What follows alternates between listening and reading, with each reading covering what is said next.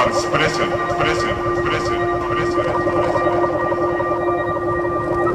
Hello everyone, welcome to another episode of Cavals Present. I'm Ponce Ferguson. We will have our cooking show, or cooking moment momentarily, but first I'd like to begin with this. There are many reasons why people migrate to other places. In the Asia-Pacific region, for example, the influx of migrant workers from the island to the mainland has been consistent over several decades. In almost all cases, people are trying to improve their way of life. And the same is true for Africans migrating to Europe, especially to France and Germany. As for the Syrians, it's their war-torn country why millions are fleeing home. Now, in the case of Central Americans migrating to the United States, it's their search for financial stability with perhaps two exceptions, El Salvador and Cuba, who migrants say are fleeing not only because they want to improve their way of life, but because of the violence that is so rampant in the case of El Salvador, for example, or in the case of Cubans, they say that they are trying to flee a poverty-imposed system under the tyrant regimes, though the Cuban government might dispute that allegation. Immigration, or should I say immigration, has been a hot topic for the past few years, but in the past few months, it has become one of the most difficult subjects destination countries have to deal with. From Greece to France to the United Kingdom to the United States. In fact, we are all so used to hearing big developed countries dealing with immigration problems that we cannot imagine or almost never hear about developing countries dealing with the same immigration problems, and in some cases, in more disadvantaged conditions. Today we will take a look at Costa Rica and the Cuban crisis. Allow me to start from the beginning. Cubans have been making their way to the United States through Central America for several years now. But the situation had gone unnoticed until the Costa Rican government decided in early November to fight the trafficking of persons through its country. So how does it all work? Let's take a look at this graphic. An individual known as El Paquete, or the package, would pay between $7,000 to $13,000 to traffickers also known as coyotes. That's $7,000 or $13,000 per person per package. And now, since Ecuador extends visa to Cubans without any problem, guess what? The package would then travel from Cuba to Ecuador. Once the package is in the South American country, the coyote transferred the package by land across the border between Ecuador and Colombia. They would then take a boat along the Colombia's Pacific coast up to Panama, where they would be smuggled in illegally, and once in Panama they would travel by land again across to the Costa Rican border. While in Costa Rica, guess what?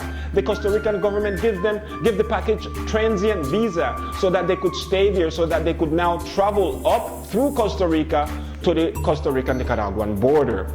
And it's there that the Nicaraguan government detained some Cubans and blocked their passage to the United States just a couple weeks ago. So now, there are more than 2,000 Cubans stranded at the border between Costa Rica and Nicaragua, where the Costa Rican government has opened several shelters to cater to the more than 1,700 Cubans stranded in its northwestern bordering province of Guanacaste. So, this is what I don't understand though. You have 2,000 people from the same departure country traveling together, and that doesn't raise a red flag to the Costa Rican government. Instead, all are given transient visas. Apparently, no one in the Costa Rican Customs Office took the time to question what is going on here. What's wrong? Something got to be wrong, until the Nicaraguans blocked their passage, and that then raised red flags. Also, why no one is addressing the money situation? Now, according to government sources, each individual or package paid between $7,000 to $13,000, as we said, for safe passage to the United States. Let's do the numbers then. Let us take the lesser amount, $7,000. Multiply that times 2,000 per person, that's $14 million. Huh, say what? Wait 1 second. $14 million. That's 6 zeros. That's $14 million, people. Whoever those coyotes were or are, that was certainly a multi-million dollar making machine. Good grief! These people probably saved up years of hard labor. They used up all of their savings. Who knows how else they managed to save up that $7,000 or $13,000 trying to make their way to the United States. And look, they ended up that way. But now the Costa Rican government has to deal with all the financial burden that taking care of these migrants entails. They could use this $14 million right now, I'm sure. A report in a local newspaper last week said that the Costa Rican government was running short on emergency supplies to tend to its own citizens, its own people, due to the Cuban crisis. Imagine that. Something else that really puzzles me is that why is it that Cubans now prefer to go down south than travel up north through Central America? What is the operational strategy behind all of this? I question myself, shaking my head. Well, whatever the reason, one thing is true. The Costa Rican government is going to need all the help it can get from its neighboring countries. We already know that Nicaragua will not be of much help. They already expressed their intentions by blocking the Cuban passage. So Costa Rica should not only seek help from the other Central American countries, but from others in the international community, including the Cuban government. They need to be involved as well. As a side note, let me tell you, according to the Costa Rican census of 2012, there are 1,700 Cubans living in Costa Rica. I'm sure it's more. Well, this is since 3 years ago, and I'm sure that number has increased. I'm sure it's more than 10,000 right now.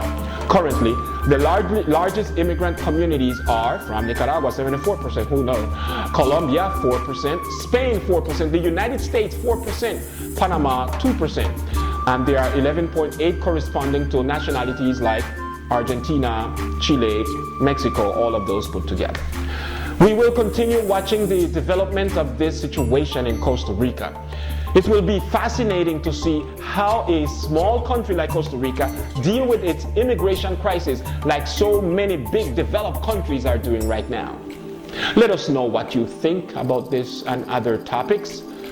Stop by at our website at kpresent.com and like us on Facebook. Follow us on Instagram and YouTube, all under kpresent. The information is on your screen. You can also follow me on Twitter at pferguson, where the S is a 5. Our cooking class, sort of, is coming up next. We'll be right back.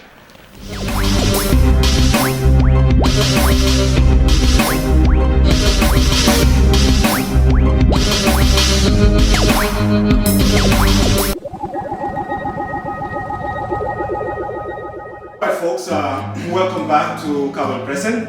Here we are, I'm all dressed up with my thing and ready to teach you how to make homemade veggie burgers. That's what we're going to make today.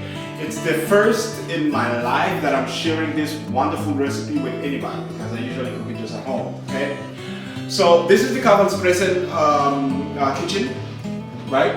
And now what we're going to do is we're going to go over some of the ingredients that you're going to need for to make this delicious, tasty burger, veggie burger, homemade.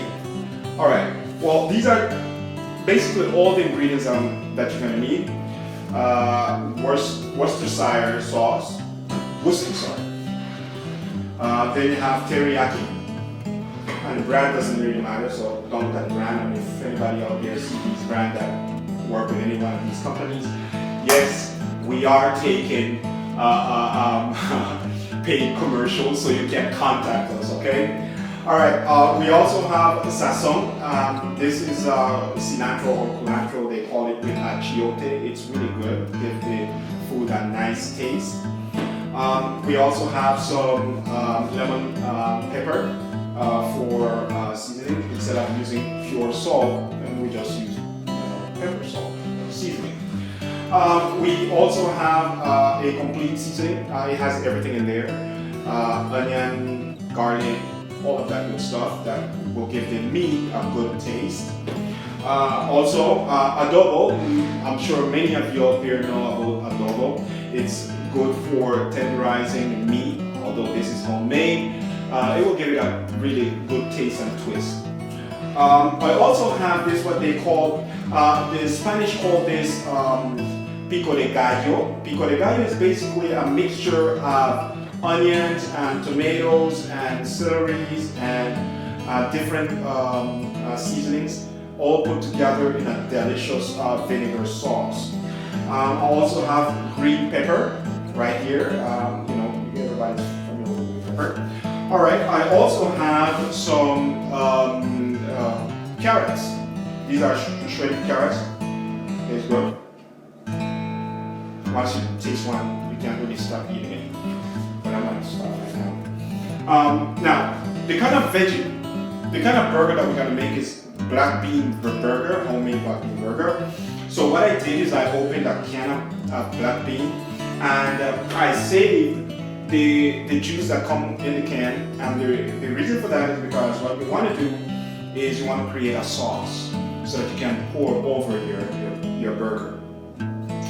And what I'm going to also use is this is Bob's Red Hill gluten-free, all-purpose baking flour. And the reason why I want to use this is because it says all-purpose baking flour, but really what it's made of, listen to the ingredients. It got garbanzo beans, it got potato, it's got tapioca flour, it's got sorghum flour, and it has fava bean flour. So these are all a blend of different kind of natural flours, and that's the reason why I like this.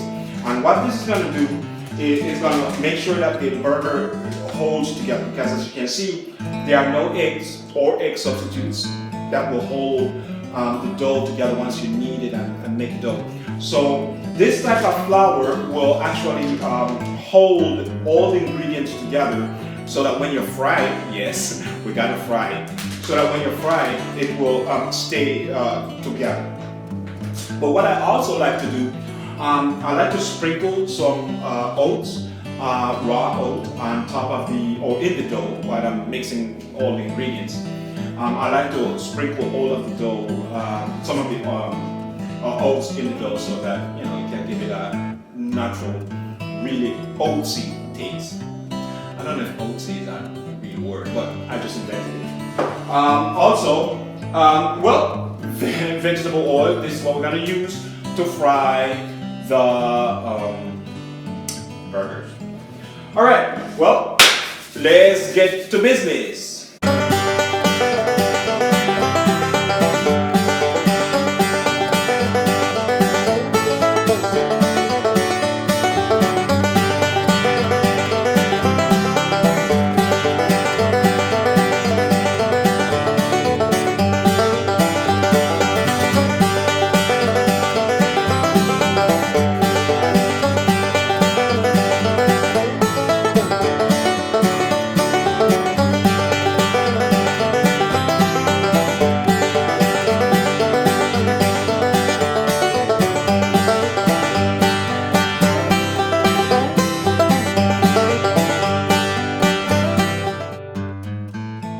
Okay guys, so this is what it looks like while you are kneading. This is what the dough looks like, and this is what it should look like while you are actually kneading, while your hands are in it. And this is also what it looks like while you are flattening the patties, while you are making or turning the dough into a patty.